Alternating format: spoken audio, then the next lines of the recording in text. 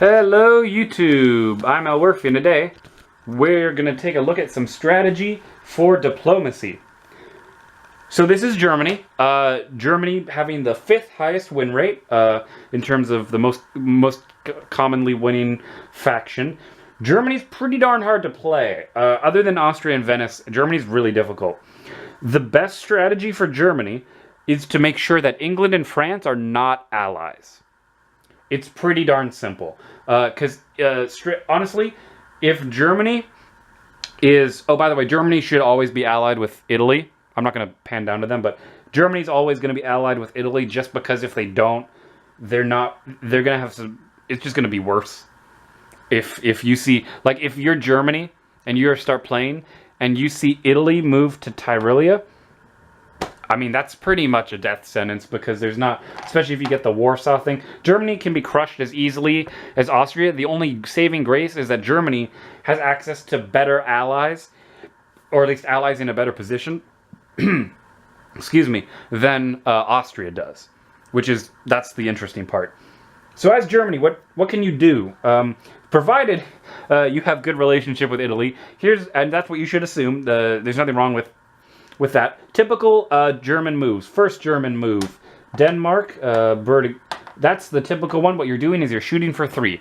You're not getting 3, just so you know, because again, remember, Russia goes out here. Let's say let's do with the basic one where Russia's doing not going after you directly. And then England, let's say England does typical moves. Let's say they go Edinburgh. So, who knows what's going to happen. France, again, doing their typical stuff, going to Burgundy. What's going to happen is France is going to bounce you.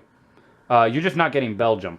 But I would, so here's the cool part, I would, however, use Ruhr to attack Holland with support from Kiel.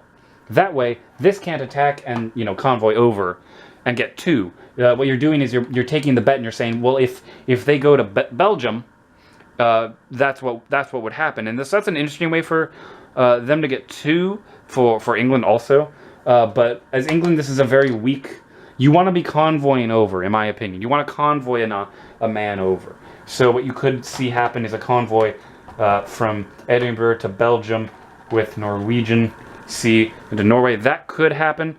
Again, that's assuming that France is doing standard movements, and depending on what this guy does, there might be an attack in the... Right? So here's the thing. The reason why you need to have Italy as on your side as Germany is to make sure that Italy takes its peace and moves to Piedmont to force France to go back.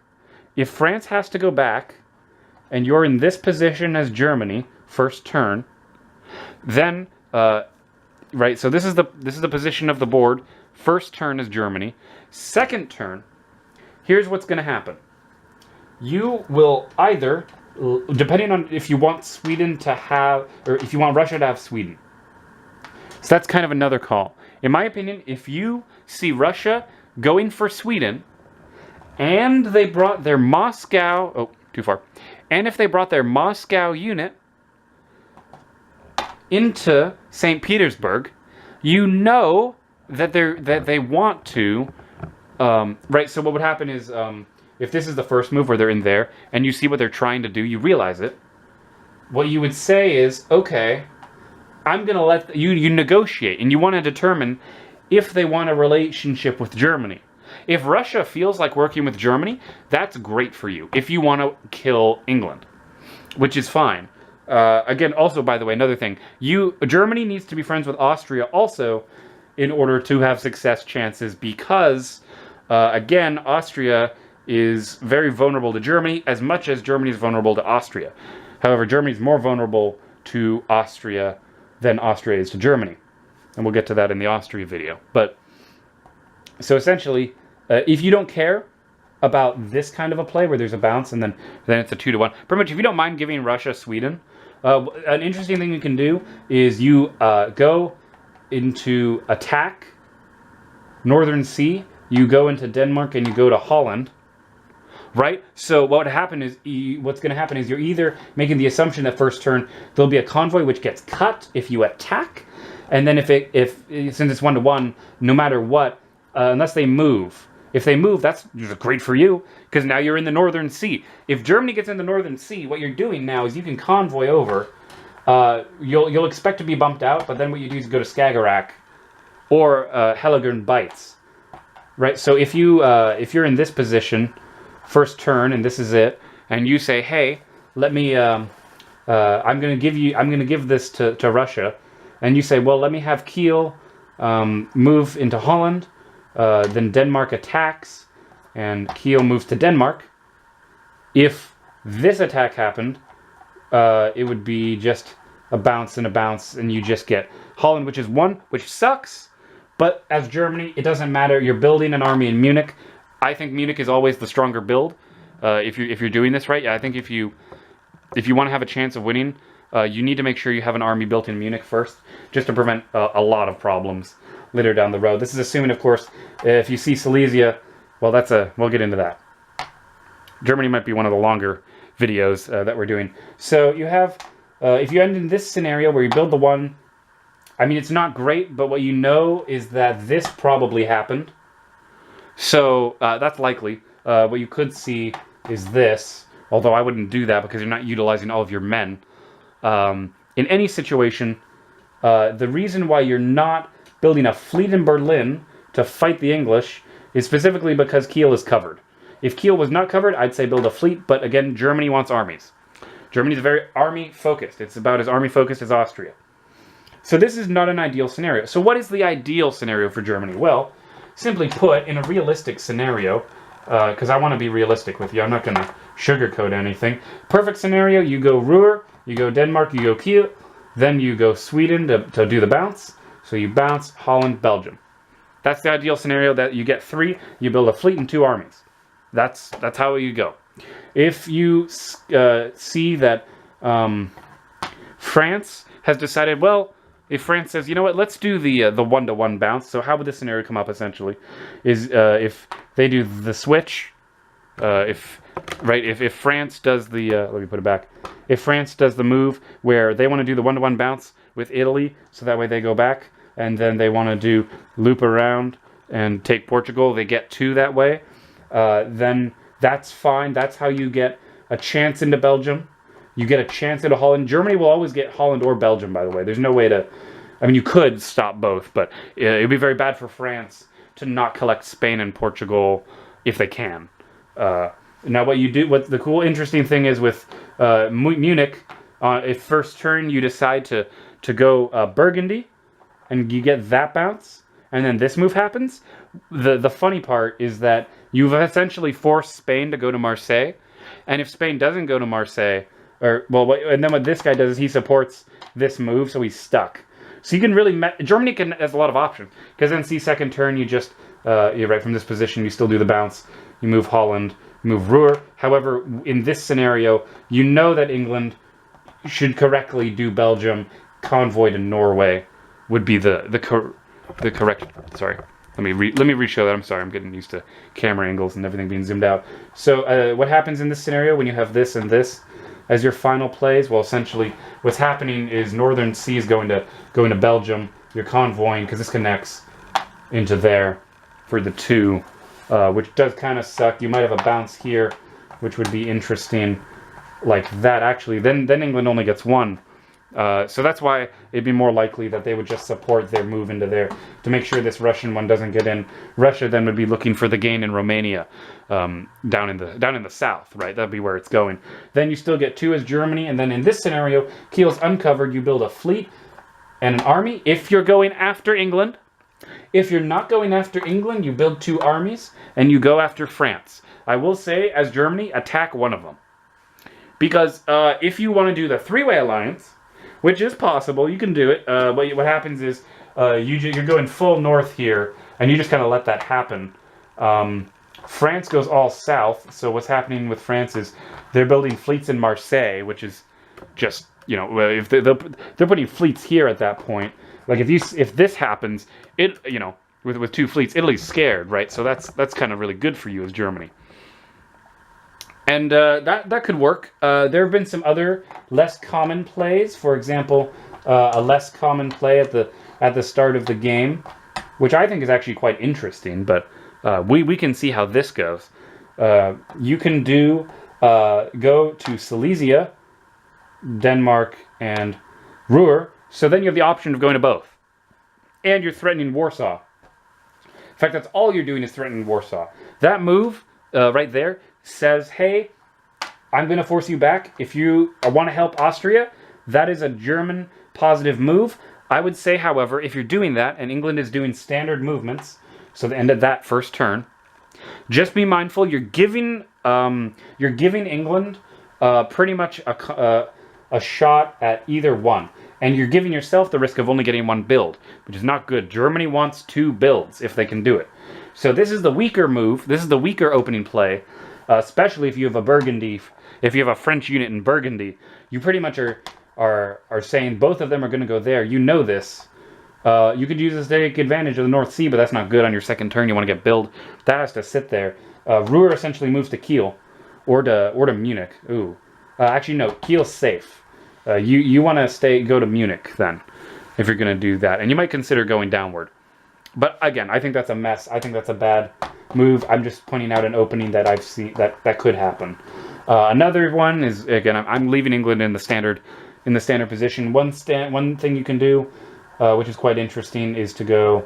So you do the Holland move, right? So you do Holland, you could do Kiel, and you could do. Yeah, you do Kiel and then you do Prussia. Now, the thing with this move is that what you're saying is Denmark is open to be bounced. So actually, Ruhr would be the stronger play. Actually, this looks really cool. So the interesting part about this one is if you have the standard play here where they're out in the mid-Atlantic, you got Spanish, you have where you have France out here. In this scenario, which I think is quite interesting. Now, again, I'll point out that Germany does want to have no fighting here, but if first turn this is the position, right, of all the Russian troops, because what happens if you have Galicia, you have Ukraine, if Russia does the standard play, and they're getting bounced at Black Sea from Turkey, this makes things very interesting because what happens is that Russia knows that it needs to use. If they want to make gains, right? So this is a question of what kind of a player Russia is. If Russia's the kind of player that cares more about itself, it'll just support Ukraine into Warsaw, be done with it. Although the stronger play is probably to go backwards and have Ukraine support Galicia, making this very weak. Again, it's all about, around the table play. And then what happens is this guy's just sitting there. He moves back. Like really, just moving back. You're wasting a man, but then you're supporting into Belgium. So you get 2. So you give up Denmark. You give up Denmark, and they get convoy. If you're friends with England, this is very good. What you do is, if you're friends with England, you go ahead and you've blocked Berlin already, so you get Munich and Kiel. So there you go. That's how you would that's how you do it if you wanted to piss off Russia. So now Russia's down builds. You're up to 5. England gets 2 more fleets, and you're ready to start going after France. So now the France alliance. Because I don't know that I've talked about it, or at least not too extensively. One way you could do it is to put it in France's favor, because Germany's kind of one of the big master manipulators, or they have to be. If you're pro-France, I argue do standard opening, Kiel, Ruhr. You tell them, you just be nice, and you just tell them, hey, just help me out. What they would do is you want to convince them to go English Channel. Now, why are you offering this? Well, you could even say you could go English Channel if they do standard opening like that. Then what if they go English Channel, now what you offer is to support them into the North Sea while you take Belgium. Because again, you need to make sure that this Italian unit is doing that. Most of these moves I've showed you is with the assumption that Italy is making the move to Picardy. Which we're going to have to do a whole thing where we cover what happens if they don't go to Picardy first turn and they don't do the split with Tyrolean or Ionian Sea, right? Like if Italy does that play, it's very good for Germany. If not, it's there's a whole different scenario in that situation. But in this scenario, that Burgundy has to do that because that's the safe play. That's safer play. So then you'll get into there if you, at the very worst, you bounce. But then what you're arguing is you're saying, hey, let's go after London. Or you tell them, you make the point that, hey, look, in this scenario, Suddenly, England needs to go to London. They must. They'll convoy around to avoid any risk, likely. They'll convoy around. You know they'll move in to avoid the bounce. You tell them you take the North Sea, the Northern Sea. Then you again with the assumption this is bouncing, because that's a smart play. If they don't bounce, well, that's not the smart play, but that'll, at worst, you get 2. In which case you get fleet and an army. If you're going to be, because if you're allying with France, you want fleets to help support, and then you can get into the Helgen Bites. So that's fun. That's a fun way to go about it as Germany, I think. So let's say, for example, what if you wanted what's the most peaceful Germany can be, so everyone is on, if you're going to be a true ally as Germany, right? You're saying, hey, let's all be friends. I don't personally like this because I think it's much more fun to go after everyone on the merits of their,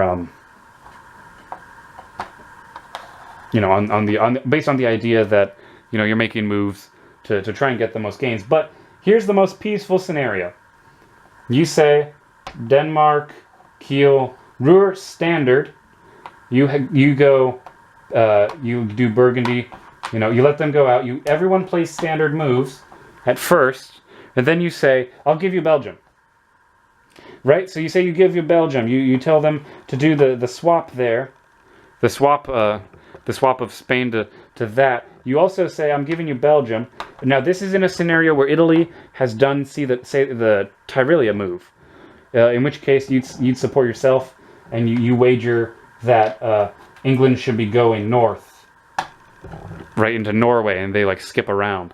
That's the very peaceful way. You still get 2 builds out of that. If you want to be more peaceful, you even do it like this, where you convoy, and if you want to be safe about it too, well, this is a bit weaker, because what you do is,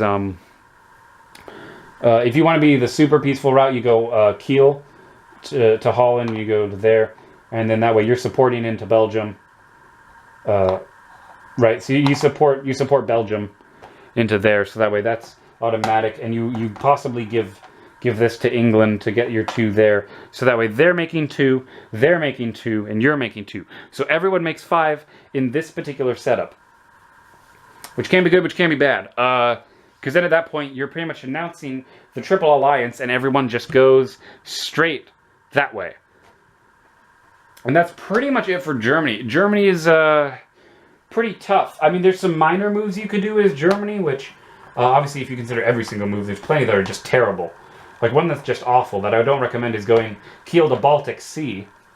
I mean, it's a little unorthodox, because you're pretty much butting heads with Russia. Because you're in this scenario where you're announcing, hey, I'm going to go to Denmark, but it's not as strong. Denmark is an incredibly strong play for Germany, and then you do the standard opening. But what you're doing is you're signaling that you could do an all-out assault. You could go Prussia-Silesia, which this is actually an interesting scenario. What has happened, because on first move, if this is how first move looks, and everything is standard, look at how ridiculous that is to do that kind of a move. Because what you're saying is, essentially, especially if this is the first move, and they're in this position, that's rough. That's really hard, because while you may not get any gains, you're forcing Russia back, or you're actually convoying, which would be kind of funny. You do the fake out, where you do, well, no, maybe you would just go Silesia, yeah. Or no, Kiel. Yes, that way. I'm sorry. Say first move goes that way. Then the interesting part that you do, which is, again, this is the peaceful way. I want to point out. This is I want to be peaceful Germany. You threaten them, so then you convoy over with support of that into there. So you put the army there. Or, even funnier, which is really weird, you do Baltic with support into there, and then this guy attacks. You're trying to get 2. You know you probably won't get 2. But in this scenario, you forced Russia to not necessarily move to do other actions, which is critical, because this is the anti-Russia play, essentially. Again, for new people, I would recommend you do standard opening for Germany. There's nothing wrong with that. That's completely reasonable. And then based on what your opponents do, for example, if you can convince England to do this play, especially if you see them go Wales. If England is doing the Wales, you're set. Because you know that they're coming into Belgium. That's fine. You're supporting into here. You're getting your 2. You have no problem with that at all. Yeah, so that pretty much covers it for Germany for opening play. Now, one minor thing to point out is what happens when you do see the Italians coming here, or even worse, a Bohemia. Like, this can happen. Like, this is technically a possible first start. And say you've done the opening moves and you've gone to here. What do? Well, you cry a bit because you're likely not going to get all of them because there's going to be some diplomacy as to who's doing what. So it's almost a guessing game. You have to guess like where you think the support's going to be, because the problem is it's 50-50 odds which one is going to get bounced and which one is a support. You're going to lose one, but you still gain one. The point is you're gaining one. This has not happened in a while. I don't think. This is very unlikely. This would be quite hilarious if you're any of the other countries and you saw this. You know that Russia really wants to have Berlin. This is probably the better balance. You could support an attack into there and give support to there. That could be interesting. You know you wouldn't gain anything. This is very unlikely to happen, but honestly, this is just a fact about this game. If you get teamed up by 3 countries, if 3 countries are attacking you at the same time, you're gonna lose. That's just kind of how the game works. It's not a hard, fast rule, but you know, if 3 countries are attacking you, I mean that's really hard to deal with. Like, because there's just too many angles, in my opinion, to cover. So that's the risk of playing a middle nation. It's harder.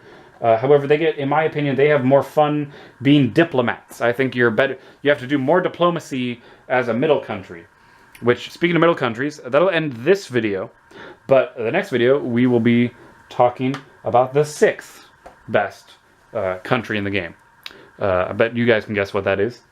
Anyway, guys, thank you all so much for watching. As always, I'm Elwirfy, and I'll see you guys next time.